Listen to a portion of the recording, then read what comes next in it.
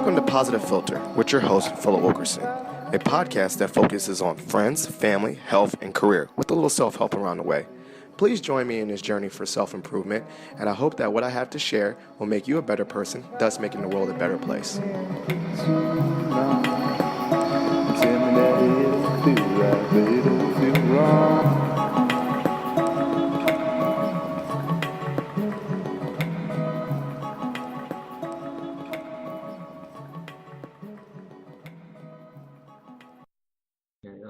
Hey, ladies and gentlemen, boys and girls, this is Philip Wilkerson back with another episode of Positive Filter.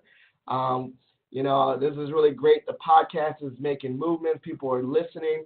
And so I have a really, really, really special guest. I'm going to say that like 3 times. A Mason alum, Mount Vernon alum. So you know Mount Vernon and Mason that this person is a special guest. I have Callie. Now, I don't want to do the last name in the full government because I want the listeners to be a little bit surprised about this guest. But once I have this guest introduce herself, you're going to be saying how impressed you are with your boy getting special guests on the podcast. But Callie, go ahead and introduce yourself to the listeners.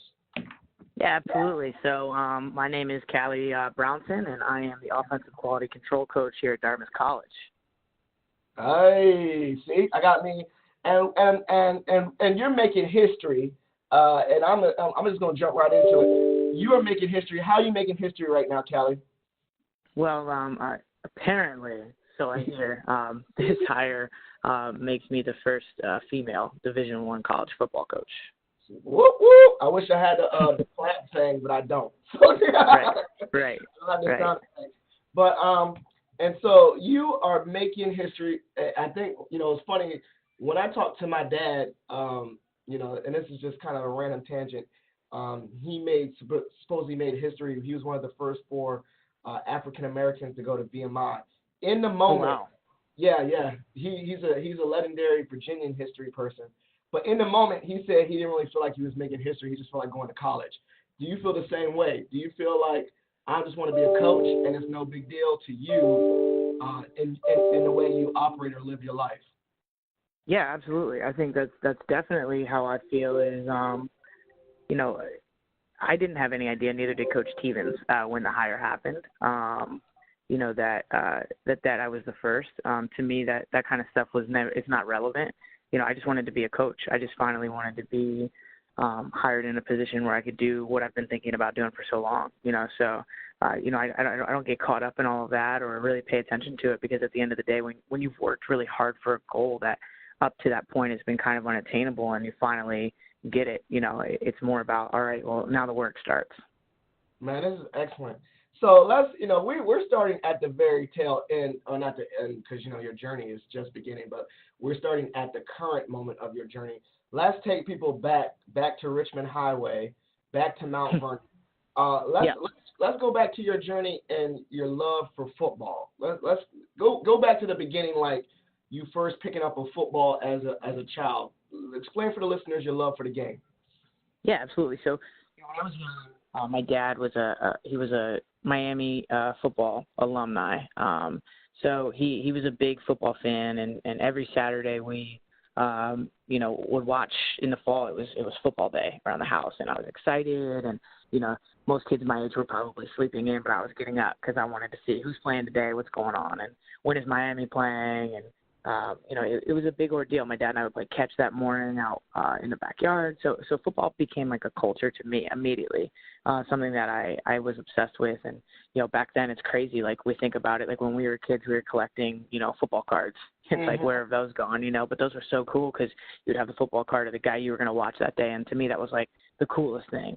So I was really engulfed in that culture and fell in love with the game really fast, quicker than I would say I really fell for any other sport. Baseball was also something that I was very passionate about, but there was always just something about football and the culture, especially college football and just watching these campuses rally around these teams on Saturdays, and to me it's just something way more special than could be duplicated in any other way.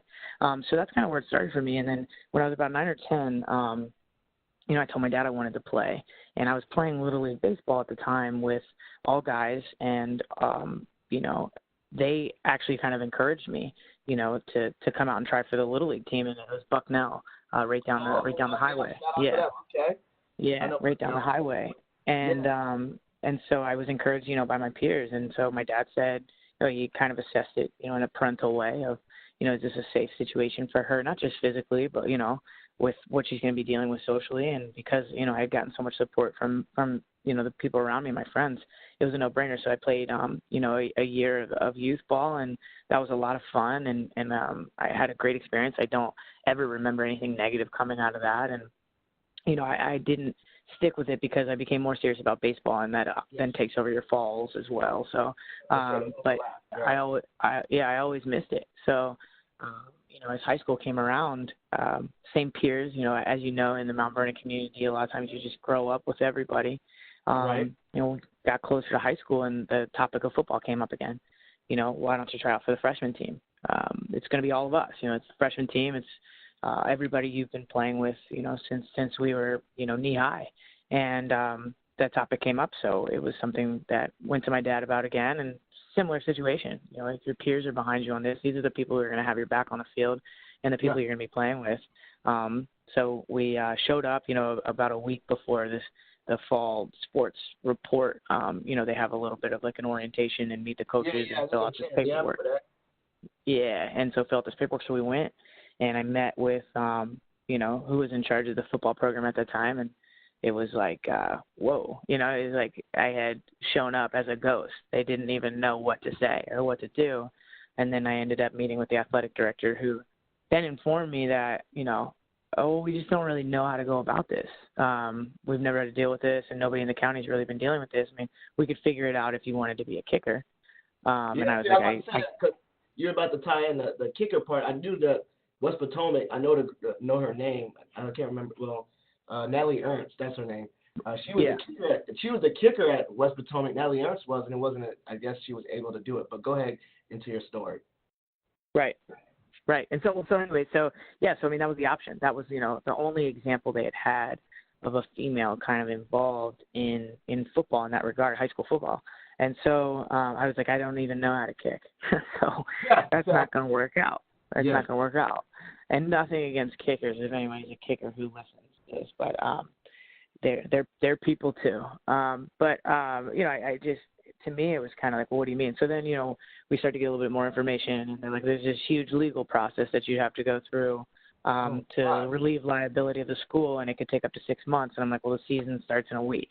So, and I look back on it, and there was a big part of them that I think, didn't want to outrightly say no, so they just made it very difficult. But, a no was a no in that regard. At the end of the day, I didn't get to play. So that was tough because, again, up until that point, I played mostly male-dominated sports. And had, because of that, never really had built in my head that it was an issue.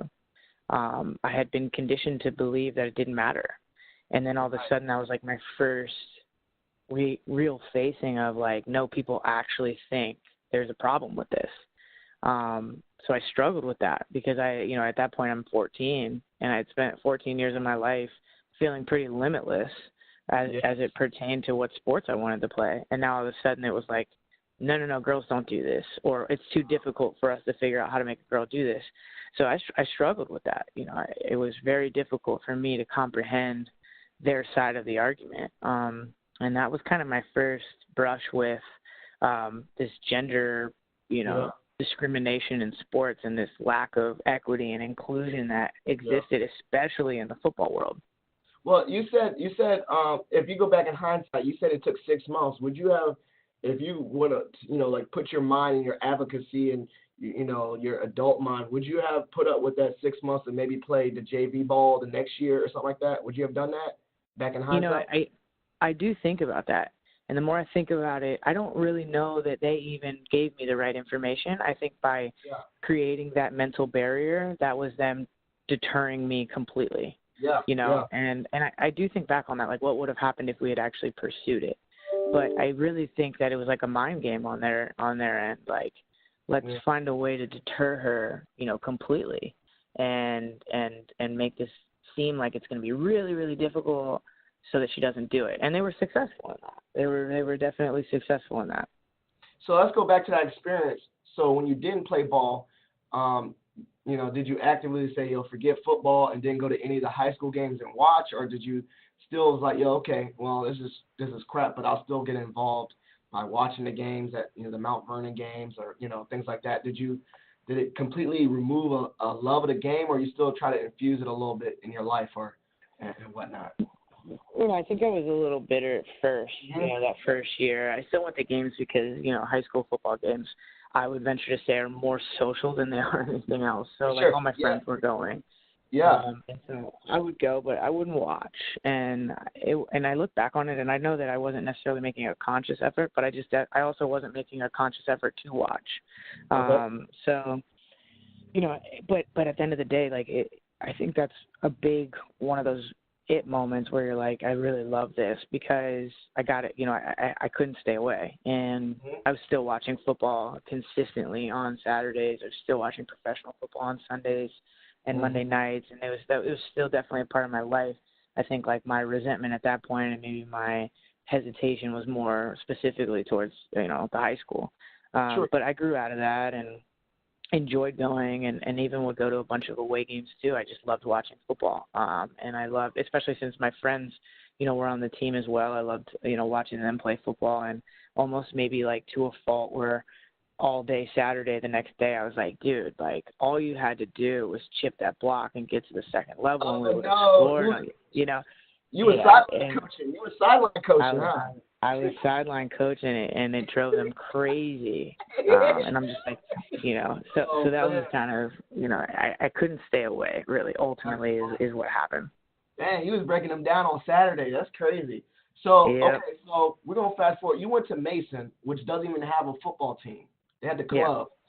Yep. Why did you choose Mason and rather go, you're all about the Miami and all that. Why don't you go to a school that had a football team at the school, at least for the spectator portion? Yeah.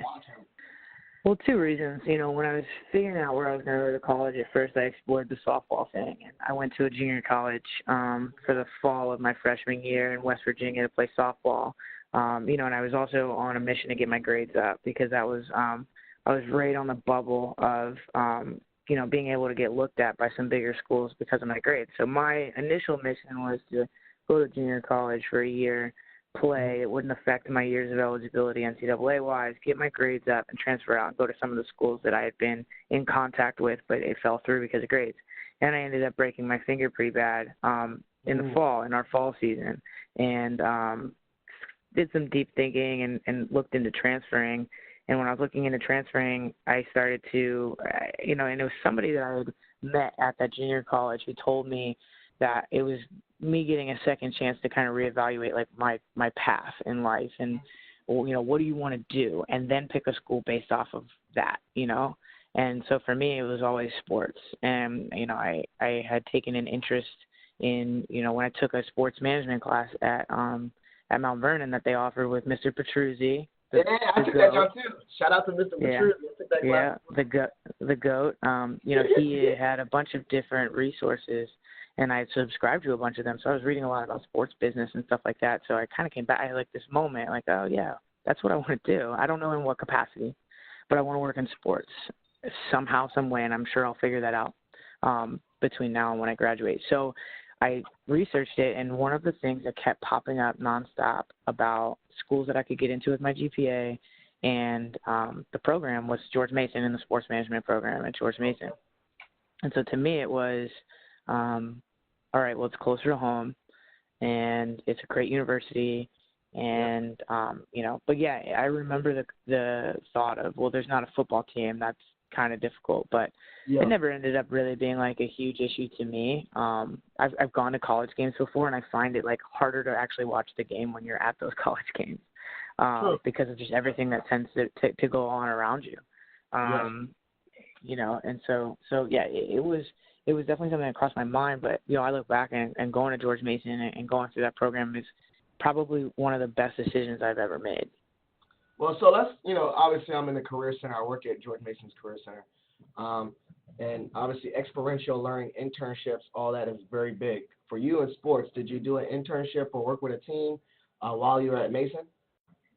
So we dabbled here and there. We would help out.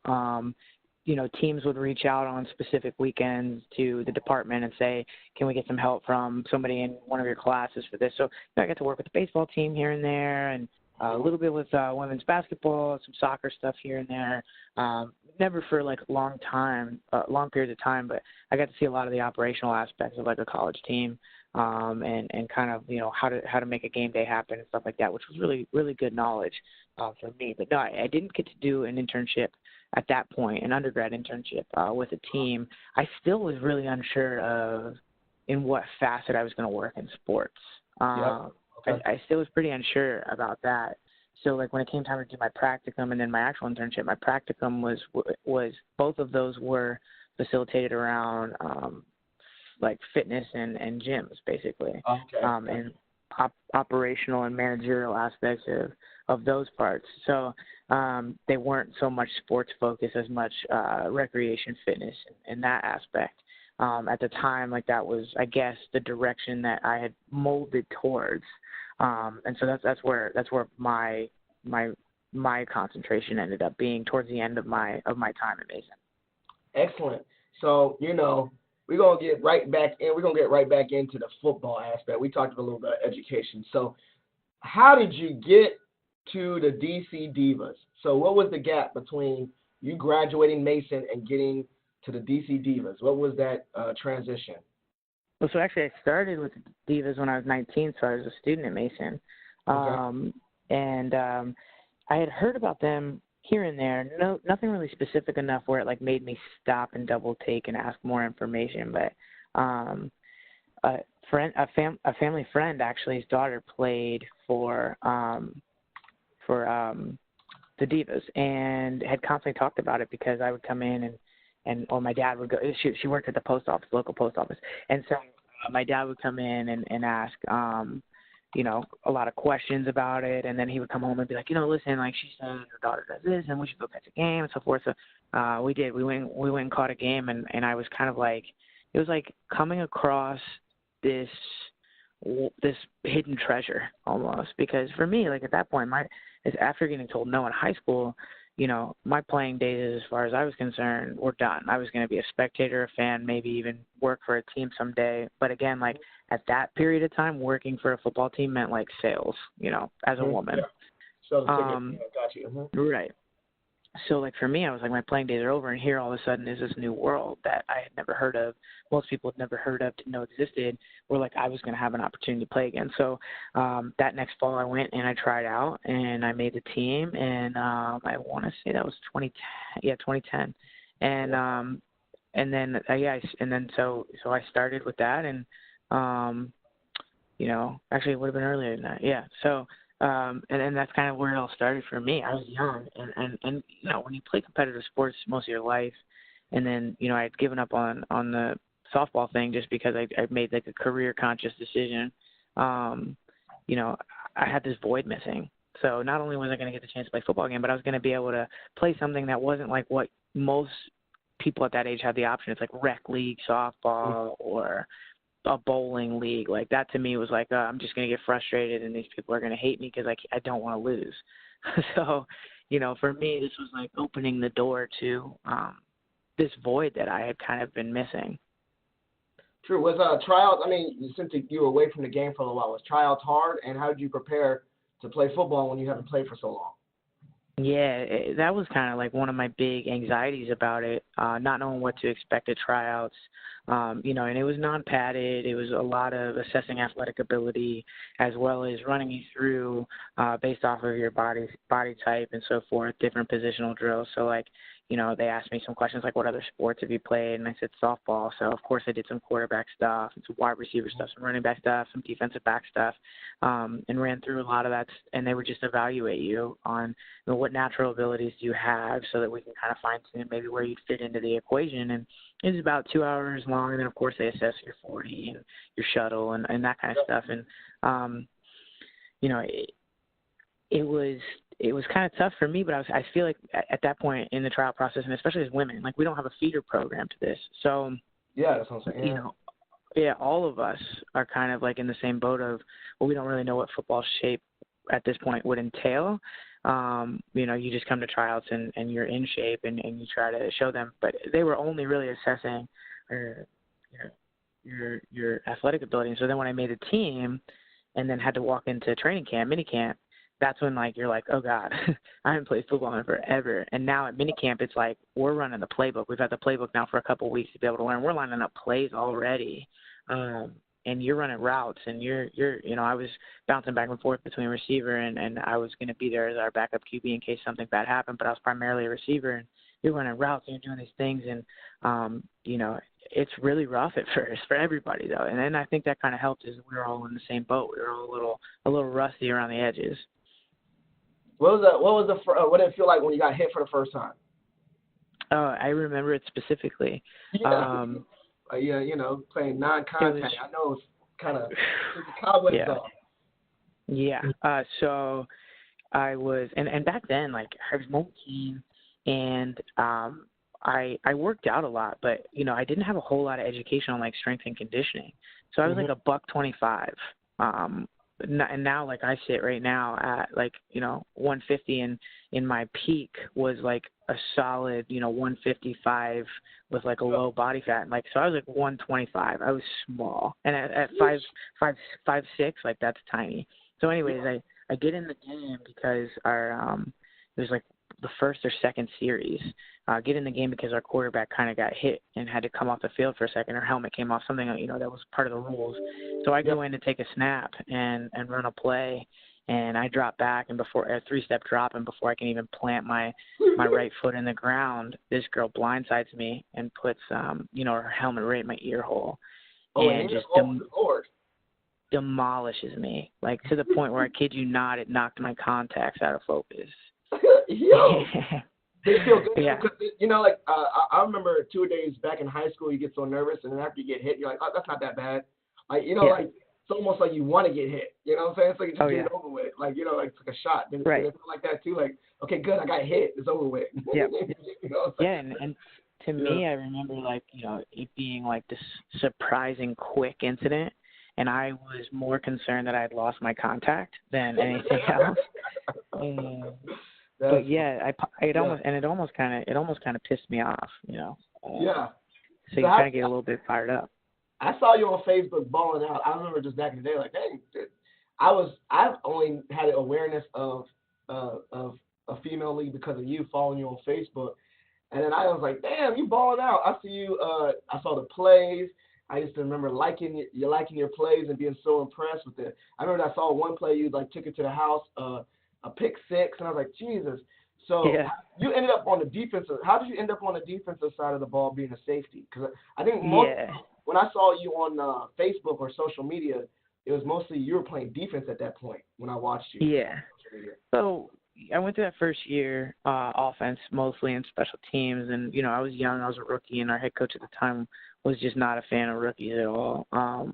So he ended up stepping down, and we got a new coach the next year. And he had been involved in the defense organization way before I got there. And he was a great guy. His name was Ezra Cooper, and he ended up being a defensive coordinator. And we had some injuries early on in training camp and in the months that we were prepping before the season. And he kind of came to me one day after practice, and he said, listen, like, I love what I'm seeing and how you're developing on the offensive side of the ball, and it's great. And I know, like, you've been really wrapping your head around this new offense and so forth. And he's like, but listen, like, I'm having some trouble right now because we've lost a lot of girls to injury, and at the end of the day, you're an athlete. And he's like, and I would really like to see how you do at defensive back. And he's like, right now, let's go ahead and just try and split practice for you, half and half.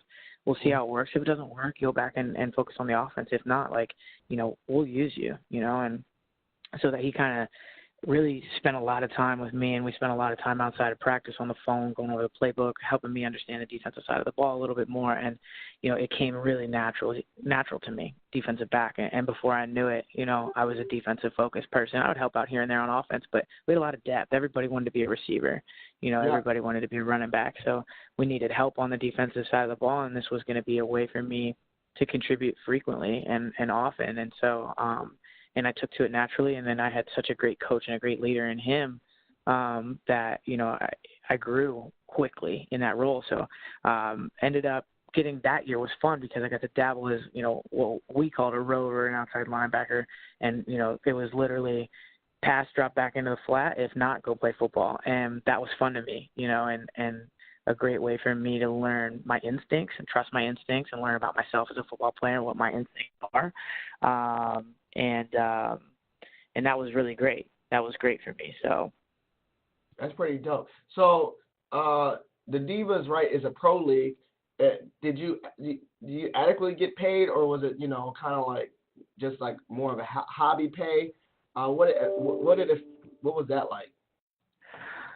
We didn't get paid. You had to raise money, and if you raised money and got sponsorships, there was definitely a lot of compensation that would come back to you. You get kind of like a commission. You sell a bunch of tickets and exceed what your player fees are, you'll get 20% of that that surplus back. So it was definitely an initiative to continue to raise more money than maybe you were supposed to, because you're like, all right, well, this is great because, playoffs would come and that's a totally separate fee. So if girls were smart, they were setting themselves up, for playoffs. So you were exceeding your regular season playing fee to make sure that you could cover whatever the fee was going to be for playoffs. Because we, every year that I played, we were in the playoffs. So that was something that girls had to keep in mind.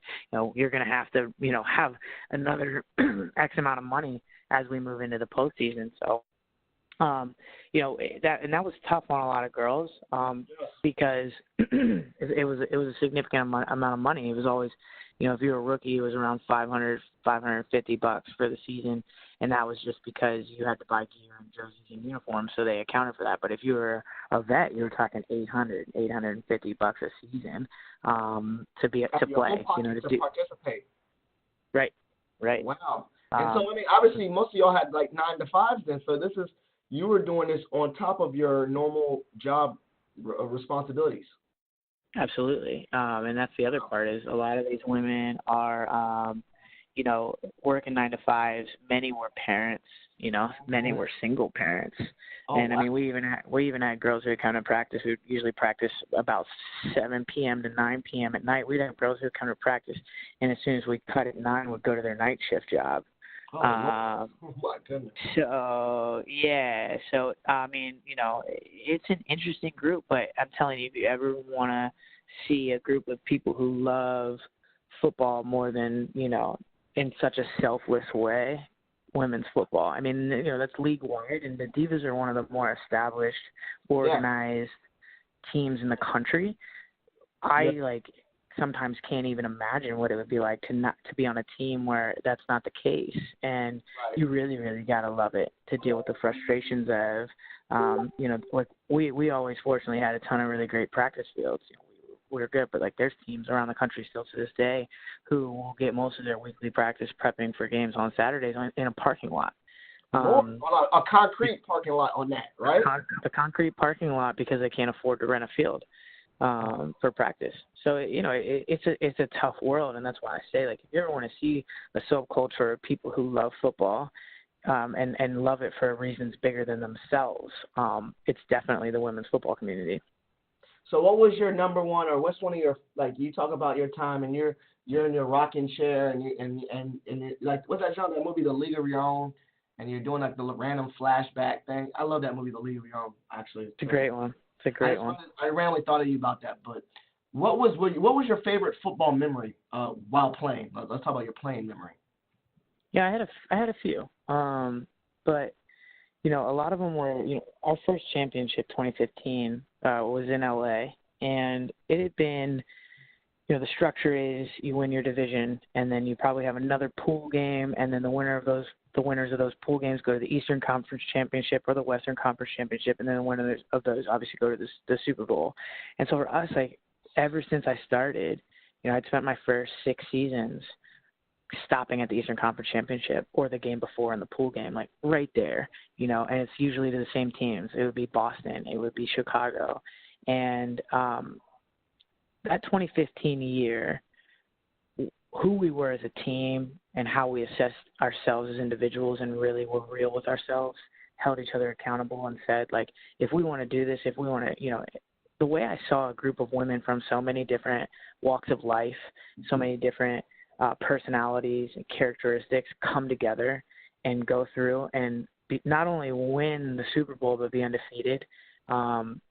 That was one of my favorite moments. To me, like, I look back on that season and little things in between and kind of what we were able to do. We had a ton of injuries going into like week 2, week 3, and the people who stepped up, these young, people who were a little green behind the ears, stepping up and taking on these roles that were very intimidating, but we needed them to, and not just that, but the people who were more experienced getting behind them to help them be successful to do that. Like, when I think back on some of that stuff, it really shows me how powerful football is, and what it can really do. Because these are people who would have never associated with each other in the real world. Yeah. Just, sports, I think that's in general when we think about sports in general, or female. Yeah. It brings all kinds of walks of lives together. And yeah. I love it. Absolutely. Usually sports and music that do that, sports and music. Right. Bring together. I agree. Like, music brings it together because, music is a universal language per se, but like just physical activity and just trying hard and having the same goals, it's like a physical uniter. You know what I'm saying? It physically unites you. Music can, I agree. Music can artistically unite you. You know what I'm saying? Absolutely. So, the playing days is over. What was the transition to stopping? Obviously, I see one opportunity, and the financial responsibility so long might take a toll. But what was it for you to say, I have to start transitioning to something else? Yeah, I think for me it was a very difficult decision, but I had accomplished everything and more that I came to accomplish at that point. I had made a list when I started playing of like cool things, and it wasn't even like, oh, I'm going to do these things. It was like, it would be awesome if in my time playing I could do X, Y, and Z. And one of them was make All-American. The other one was make the national team. Another one was win a Super Bowl. Those were like the things on my list, and like it was like, I know I'm going to accomplish some of these, but I wonder, what it would be like to, I look back on that, and my mentality was like never like I have to check all these boxes. But I looked back as I was going into 2017 when I made the national team for the second time. I looked back and I was like, oh my God, I checked all of these boxes, and it flew by, and it was almost like I didn't even realize I was doing it. I was just really enjoying myself and doing what I was passionate about. But, we got 2 national championships back to back. I got a gold medal with Team USA in 2013, again in 2017, and got, a few All-Americans. And so I was like looking back on it, and I was just kind of like, I've been lucky enough not to have any serious injuries. I've been lucky enough to do this and be healthy and gain so many great friendships through it. And then you start to think about like the future. Like, do you want to risk the fact that you haven't had any serious injuries? And is it more important now, your role that you've done everything you really wanted to do since you started doing it? Is your role now to enrich the next group coming up? Is that more important than going back out there and risking it yourself? And to me, it was a hard decision, but it was a decision that I made to say, I think my responsibility now is to invest in the game. And you struggle with it, you second guess it, and people text you and say, are you coming out this year and so forth? And you're like, oh, maybe I could. I know I can. I'm running around weight in the weight room. I feel good. I could play another season. But, I don't regret it. I don't regret giving it up. I miss it. I think there's a huge difference. I think there's a difference between saying, like, I miss it every day, and I do. But I don't regret retiring and hanging up the cleats because, I like that I transitioned into football, still a part of my life, and now I'm giving back to the game, and I'm helping other people have such a great experience, much like I did. So, timetable, you started, around 2010, 2009, correct? Yeah. And then you retired when? I retired in 2017. Okay, quick math. I don't know what that Yeah, no doubt. Yeah, I don't know what that is.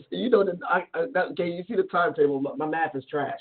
But less than 10 years. So you got out and did enough without getting hurt, which is great. Because obviously I do watch, some of my favorite players, I like that. Like Barry Sanders is my favorite running back of all time. And he left while he was on top. He could have got more yards and been number 1 in rushing yards, but he cared about his physical health more to walk away Yep. from the game. So that's like my main example. That's my favorite player of all time. So with that being said, now we're going to, we do a lot of pivots. Where was the next thing into you just starting coaching? Yeah, so it was in my time. It was in my time with the Divas.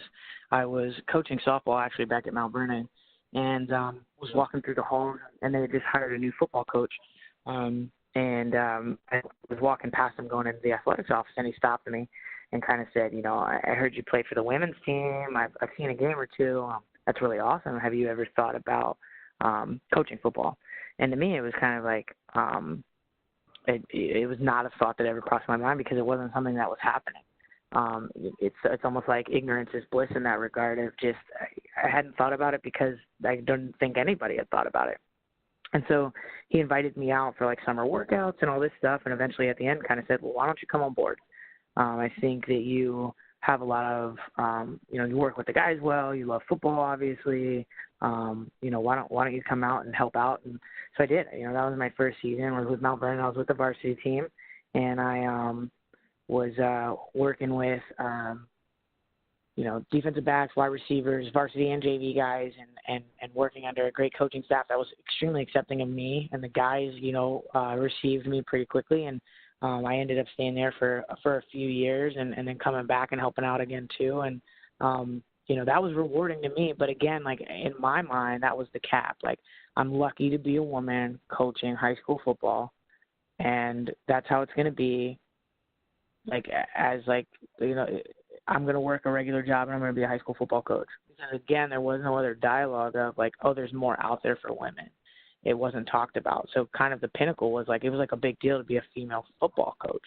Yeah. And so that's kind of where, that was kind of like the environment and the mentality that I was living in. I felt just fortunate to be doing that. I could have never perceived at that time that it would grow into the place that it's grown now. Yeah, it's funny. You said two things that are very interesting I kind of want to think about. Is two, you set your own ceiling. Sometimes I heard that you did that, like this is my pinnacle, but no one really told you. But because of systematic discrimination and bias and stuff, sometimes we feel like that's not possible because you set your own limits, right. because you're like, no one else has done this. This is my own limits. This is the best it's going to be for me. And I find that very interesting. And then two, we'll talk about, and I'll ask, you can expand upon that.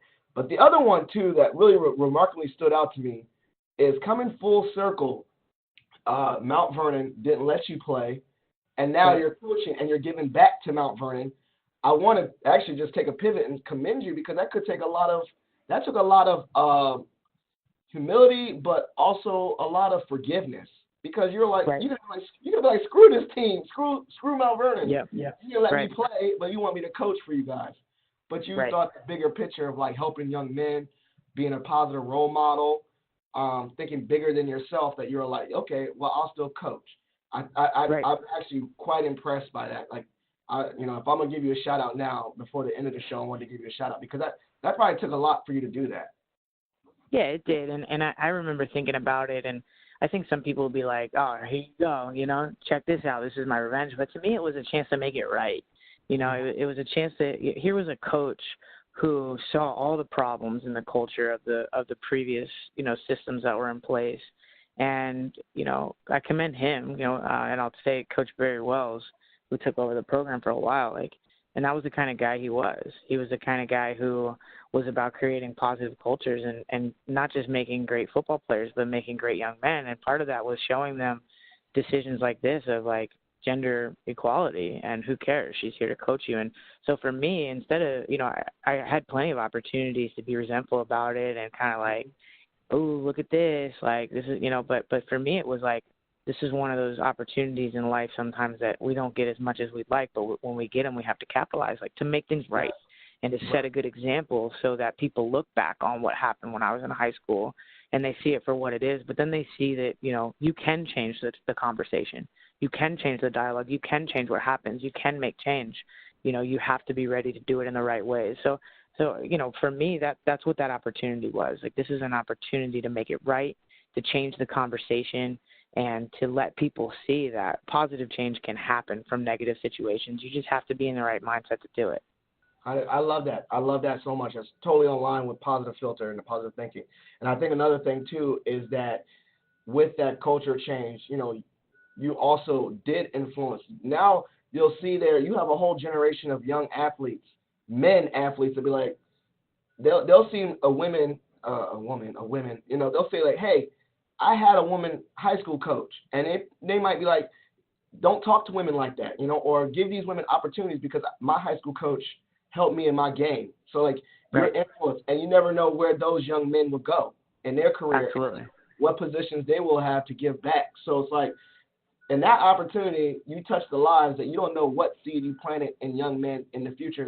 They probably ride or die now, are going to be ride or die about equal sports and equality because they had a mentor such as you to show them that we should be equal. So it's like, okay, like Absolutely. the bigger picture, like you said, rather than being petty, the bigger picture is I'm going to give back to the game of football. And, Right. and by me giving back to the football, I'm influencing a whole generation. And that's what I also love about coaching or anything related to young men or young women as well, young students, is that I love working in higher ed because I think of it in this mindset like maybe the next person I help, you know, is going to be the next big thing. And Right. Shout out to your boy. I was one of the people that helped him. But Right. you never know. You just never know where that influence is going to go or where that Absolutely. the influence that just because you had a positive interaction with this person, what they can do for the world, and Right. they're going to go out there and help the world, and feel better about what they're doing because of you helped them as an educator. Absolutely. You're an educator of football, but also of life. We know as coaches that some of the best coaches are also coaching people off the field in life skills and Yep. work ethic and just how to treat people and teamwork and all that stuff. We can go bigger picture there. And then lastly, I do want to pull up. You set your own limit, your ceiling on yourself. When did Right. that ceiling get blown over and blown open, being approached by Dartmouth for but for a college job? When did that ceiling kind of explode for you? It kind of started to be in the works of just changing where I had mentally put my ceiling. When Jen Welter gets hired in the NFL, and then all of a sudden the NFL starts to get behind, like, we need more women, and it was spurred by a lot of things that were happening within the league, but it was also a lot of the research that was coming out that close to half of NFL viewership were women, and close to half of the employees on the business side of football, sales, marketing, et cetera, were women. And so all of a sudden it's like, wait a second, look at this pool of people who love football and are involved in football. Why aren't we hiring them? Why aren't they more involved? And so the NFL launched a program about 3 years ago called the NFL Women's Careers in Football Forum. And in that forum, the purpose was to get women in front of NFL GMs, NFL directors of operations, NFL directors of football admin, and NFL coaches to help, as well as network with these women to figure out, how can you do it? What can you be doing right now to make you a better candidate?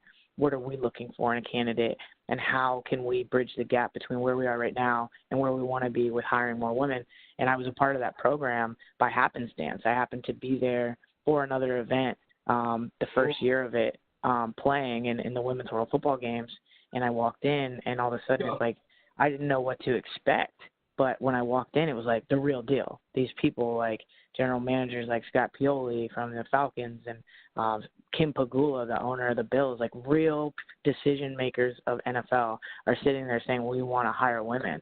And I'm like, wow, well, like if we're talking about qualifications, I have a background. I have at least a small foundation. And I was like, this is real. And I remember leaving. It was in Orlando. It was in conjunction with Pro Bowl, too. I remember leaving Orlando, being on the plane and being like, wait a second. This is real, and I need to do this. And so shortly after that is when I got connected and got my resume in front of the Jets. They brought me on for a training camp internship. And like that internship, I was there for 8 weeks. It was like, this is where I belong, hands down. And that kind of like really, planted the seed for me. And then everything in between that is just trying to get in front of the right people again, because it's still hard for women because of the experience gap. Men have been able to be around football in a professional capacity much longer, and they have more exposure to it than women do. So for me, it was just just bugging people basically of check out my resume. If you don't like it, please tell me some things I can do, and just constantly, because I had to pursue it. I had to chase it. Here was this thing, again, much like when I saw football being played by women for the first time. It's like, here's this pocket of the world that I didn't know existed that is what I want, and I have to go do it. And so I went down and I coached a camp, and to me it was another good thing on the resume. I was coaching a camp, the Manning Passing Academy, which is a big prestigious camp, and they're putting on a camp for women and girls. And Coach Stevens, the head coach here at Dartmouth, is one of the senior directors of the camp. So, obviously being around and so forth, him walking around the field and seeing it is when he got his first exposure to me. And by doing so, he saw something in me. And I didn't know. I didn't go down there as a job interview. I didn't go down there expecting somebody to be watching like that. I went down to coach a camp. That was a great opportunity, and I thought it was a cool milestone for women in football, for them to be a prestigious camp, to be hosting a camp like this for girls. So that's why I was there. But I was just down there doing what I love, and it goes back to, a really important lesson that everybody can pull, men and women, is like every day is a job interview. If you're doing something, that you love, like you have to reflect your passion every single day as if like somebody is watching. And subconsciously, I guess I was doing that. 2 weeks later, Coach Stevens calls me and offers me an internship for training camp. And I said yes, of course. And then 2 days before I was supposed to fly out to go home after my internship, he offered me the job. And he did it in front of the whole team, and they went nuts. And it was this awesome kind of emotional, the ceiling is breaking. And we did it, and we deserve it, and everybody here in this room is happy that it's happening. Everybody was on board, and everybody bought in, and I think that's what made it even more special. Man, blow the roof off the coop. I mean, that's like exactly. Exactly. So, did you have an immense amount of pressure? I see you on Facebook. Y'all are crushing the Ivy League, conference. Do you have this pressure that because of this, I have to succeed, or the team has to succeed because it's going to be an example? Like, for instance, when Jackie Robinson, I read his documentary, or I read his biography, he felt this immense amount of pressure to be like one of the best baseball players, because he was like, if I'm trash, then it's going to affect not just me, but other generations. Did you feel that same amount of pressure? I do. I think that's a natural thing. When forget about just being the first, but being a minority in a population of something is, you're under a microscope. People are asking the question constantly, why aren't there more women on the sidelines? So when you give them something of substance to say, see, told you they shouldn't be there, they shouldn't be involved in football, it's very detrimental. It's very detrimental. So for me, it was a constant pressure to ensure that I was 2 steps ahead. And that's a hard thing to do in the football world, because my position is still a learning position. So you're going to mess up. It is a learn by failure kind of position. Being an offensive quality control coach, like, you're going to, you learn through the mistakes you make on how to be more efficient. And everybody, all the position coaches here were GAs or offensive or, quality control coaches of some sort before. And that's one of the big lessons they say is you figure out how to do things right by failing. And so that's hard in my position, because if I fail, I buy into the dialogue that has been set against us for so long. Women can't do it. They can't keep up. They can't, they don't belong. They just don't have it in them to be a part of the football world. So, yeah, there was a lot of pressure. And then on top of it, you're like, well, I hope we have a good season, because having a good season to put behind something like this only proves that why are we making a big deal about, women being hired? It doesn't matter. Look at this. So, yeah, I mean, there is an immense amount of pressure. But at the same time, like, when you understand, the bigger picture of it's a lot of pressure, but look at the reward, look at the benefit that's on the other side of this. We do a good job here. I put my head down. I work hard. I do well. We do well. Look at what it's going to show the world. And so you get a little bit of motivation out of that. You get a little motivation of understanding that if you can push through the struggles, if you can push through the pressure, if you can push through kind of the barriers that are set ahead of you, you're actually going to open that door so much wider for the next woman who wants to come through. And to me, that's what this is all about. It's not about being the first. It's not about being the pioneer and the headlines and all that stuff. To me, it's about what's next. who is this going to benefit next? Is this evoking change? Are more women going to get hired? That's the motivation behind what I do and why I do it. And that helps guide you through that pressure to make the right decisions and also to just be the best version of yourself to be able to overcome it. Now, we're getting close to the end of our episode, but what tips would you have for other female coaches? Some tips. Stay persistent. It's hard, and it's going to be hard for a while still. It's still going to be a struggle. You're still going to be told no a significant amount of times, but you have to stay persistent. And every single time you're told no, reevaluate yourself and get stronger. I was told no a few times after the Jets internship, and I was interviewing for jobs and thinking I was doing really well and losing them to men. And I had to, instead of, licking my chops, say, okay, I have to be better in some facet for the next one. I have to. I can't still be this person. I can't still be this candidate. I have to get better. So, just continue to build off of what you're doing. Stay persistent, and it's going to happen. The conversation is changing, but you can't pay attention to the noise. You can't pay attention to the people who are going to try and take over the dialogue of why you're there and of what your future is going to look like, because they will. They'll tell me that the highest any woman's going to be able to go is maybe a position coach, that there will never be a female coordinator. Okay, yeah, females can coach and be a part of coaching staff, but they'll never be a coordinator. They'll never be a head coach. People will try and take over that dialogue, and you have to take it back from them. So that's such a big part of it is staying true to your mission, staying true to your goals, staying persistent with it, working hard. And when you bring that integrity, when you bring that work ethic, when you bring that passion, people come around. Because at the end of the day, what I've figured out about the football world, every coach, every general manager, anybody involved in football at any high level, whether it be college or pro, everybody wants to win. And if you can help them win, not just football games, but winning in the sense of becoming a better program, becoming a better organization, if you can help them win, they could care less who you are. They want people in the building who are going to help them win.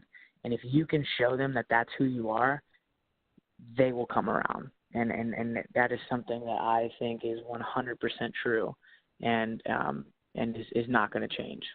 All right, so we're at the portion of the show, I don't know if you listened before, but we're at the portion of the show called Shot for Shot, meaning, if we're in my bar at home, which you still have an open invite, we haven't connected before on the drink that we owe each other. But absolutely. Shot for Shot means you get to ask me any question, not even related to this, and I get to ask you any question not related to this, and you just answer honestly. So you want to go first, I'll go first. You go first. All right, so, it's not completely off, but can you, you got, your hands, your fingers, can you name me 5 athletes that inspire you, whether through their game or just their lifestyle or just them, the athletes? Can you name me 5 inspirational athletes for you? All right, I'm going to go Abby Wambach. Okay. I love what she does for women, and I love what she just does through her sport. I'm gonna go back to my childhood. Cal Ripken Jr. He was I was obsessed with Cal Ripken Jr. Loved him so much. Loved watching him play. I'm gonna go Michael Jordan. He was such a great example of being a competitor, no matter what. Let me see who else we got. Currently, I got to meet, obviously work with him and meet with him with the Jets. But Demario Davis, he's with the Saints now, linebacker, just all around one of the most well-rounded, great athletes, as well as a hard worker, just a very inspirational person who shows a lot of drive, great family man. He's just an all-around person. And then my last is going to have to be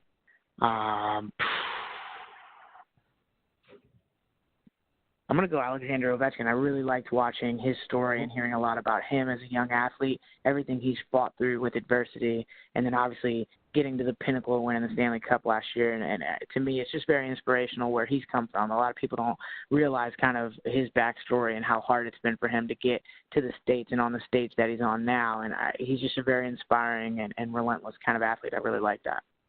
Excellent. Okay, what's your question for me? All right, if you could go back in time and go professional in any sport, what would it be? If going a time machine? Yeah, and you had the athletic ability to do it from the get-go.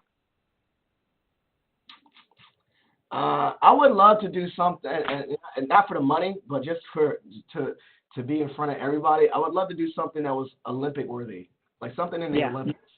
I don't know, like if it's track like Usain Bolt or swimming or something where like it's not because I'm getting paid, but my attention-seeking self. I want the whole world to see it. Absolutely. No, I get you. I get you. I want the whole world to see how great I am and get the medals and be. I would I want get to. you. I would want to be a gold medalist or at least a medalist. I just wouldn't want to just go. I'd want to be like, I'd want to place, and it'd be I anything. get that. But it had to be the Summer Olympics because I don't like the cold. So it either Right. had to be track, either track, swimming, or I love watching Olympic weightlifters. I love that. Oh yeah. Oh yeah. I wouldn't want to be a wrestler, so it'd have to be track, swimming, or track, swimming, or Olympic weightlifting. Yeah. Where Gotcha. and I like and it had to be the ones, not a team sport, an individual sport. Where like if it's the weightlifting, like I'm on the platform by myself, and you see my strength. You know what I'm saying? Absolutely. Or if it's track, I wouldn't want to be a relay. I mean, I would want to win in a relay, but I particularly would like to win in an individual race, like Yep. the 100 or something like that, so that Right. I'm on that thing by myself, or swimming, an individual swimming event. Basically, because your boy's Yeah. attention seeking. That's okay. That's all good. That's all good. I just wanted people to see that, and it'd be great, and that'd be Absolutely. pretty dope. So we did a really good episode. Thank you so much for sharing. This is your time. This is another part of my show. Besides Shot for Shot, I want you to give out any shout outs and plugs. Shout outs, obviously, people that you want to, give special attention to, and then plugs, anything, any social media, anything where people can follow or, join or support. And this is your stage, so whatever you want. Yeah, absolutely. I mean, my biggest shout out always is to my dad. He's the GOAT. He's the real deal, and the guy who supported me to this point, kept me driven, kept me focused. And there's a lot of times in my life that he could have set limits for me to do that typical parent thing. Sometimes that happens of that, but he didn't. He encouraged me to follow my dreams, and he was always front row for them. So my shout out whenever I talk about stuff like this is to the guy that made it possible. So always to my pop. As for social media, anybody can follow me, Instagram, Twitter. It's at CalBrown, CalBrown 17, all one word. If you're interested in the women's football world, DC Divas have social media as well. On Instagram, it's DC Divas Football. Also on Facebook, DC Divas Football, and on Twitter as well. Same thing, DC Divas Football, all one word. And then as for Dartmouth, if you want to follow us, Twitter, we're Dart Football, one word, DART Football, one word, and then Dartmouth Football on Instagram and Dartmouth Football as well on Facebook. So if you ever want to keep up to date with kind of the things that are going on, ever curious about women's football, the Divas do a great job pushing content and keeping people up to date on where they are in their realm. And then Dartmouth Football, obviously the same. We're moving into spring ball, so it's an interesting time to kind of catch up on us and see what we're doing in the off season, since a lot of what people think happens on the college football stage is just Saturdays. So we have a lot that goes on behind the scenes, and we like to keep people involved in that. So I encourage you to check us out. Oh, thank you. That was excellent. And I think I definitely, I was keeping track of Dartmouth and seeing you crush the Ivy League. Obviously no shade to Harvard or Yale, but now I got my squad in the Ivy League that I'm rooting for. So I guess it's kind of. We love it. Yeah, we love it. We love it. And then also, DC. I always rep DC sports. I definitely need to check out a DC Divas game someday. I always absolutely. The way my life's set up. I just randomly went to my first Mount Vernon game in like 10 years. So that just shows that I show love, but it took me forever just to get back to Mount Vernon. Absolutely. They had a really good football team this year. They went really. They did really well. So I'm excited to keep track of that, because it does definitely. I definitely have a pride of my school and my area and all that stuff. Yeah. Right. Thank you so much. Additionally, with that pride, I'm always proud of my family and friends and people that I knew doing big things and their success. I've been really inspired by you. I've been really inspired by just the things you share about, gender equality in sports. I think everyone should have the opportunity to be great. The ceiling should be busted open for everybody. And as you know, as I said earlier, your actions as a coach, you never know that one person that you're influencing could be the next person. And there's basically coaching or anything like that, anything with the youth or anyone under us is an opportunity to develop the next leader that's supposed to make the world great. So I'm really proud of you, and I'm really inspired by you. So keep doing your Thank you. I thing. really appreciate that. Keep doing your thing. I'm gonna have you on. We're gonna have to have that drink when you're down in the area. Absolutely. And get together and talk about how I won the bench in football, where you probably would have jumped over me. Track was that's why I said track too. Track was my jump. Right. I ran track, but I definitely really proud of you. So thank you so much for being on Positive Filter. Well, thank you for having me. I had a great time. Thank you for listening to Positive Filter, a podcast that focuses on family, friends, career, with a little self-help along the way. If you enjoyed this podcast, please share it with your family and friends, and like the Facebook page, Spreading Positivity of Movement. Thanks for listening.